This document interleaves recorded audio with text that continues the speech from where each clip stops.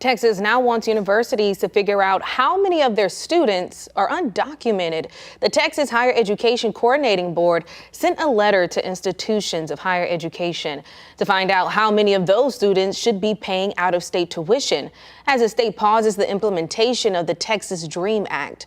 The state agreed to halt the act after the federal government sued. And with that being on hold, leaders at Austin Community College are now joining a lawsuit to fight the pause and get clarity on where they go from here. Here's KVUE's Kelsey Sanchez.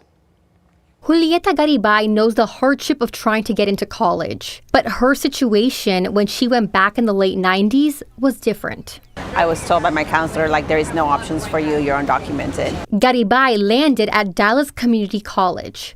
It wasn't until Texas implemented the DREAM Act in 2001 that she could come back to Austin. I had always wanted to go to UT Austin, and that's exactly where I went. I got my bachelor's and master's from UT Austin, and it was thanks to this law.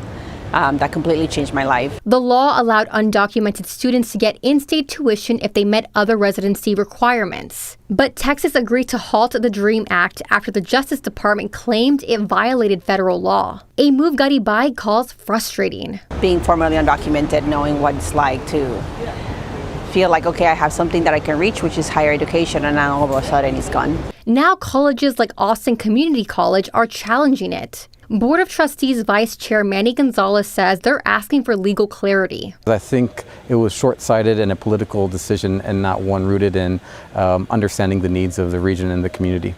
Summer semester is currently in session here at ACC, and Gonzalez says pausing the DREAM Act leaves roughly 500 people here at the campus left with uncertainty, and he hopes other colleges and universities join the legal fight to get more clarity for these students. Vanessa Trujano is ACC's Student Government Vice President. She says her fellow students who are dreamers are fearful. I do know that some students do feel a little bit scared to come into the premises. But Trujano says as a person who was able to gain U.S. citizenship, she's going to stand behind current students. I do believe that we as leaders and other people that do have the privilege to have a certain status, we have to step up for them, be at the front line of the fight, and do whatever we can. And she's glad ACC is taking steps to help. But I am also an immigrant myself, and I do never account for it because of the safety of being a citizen and whatnot.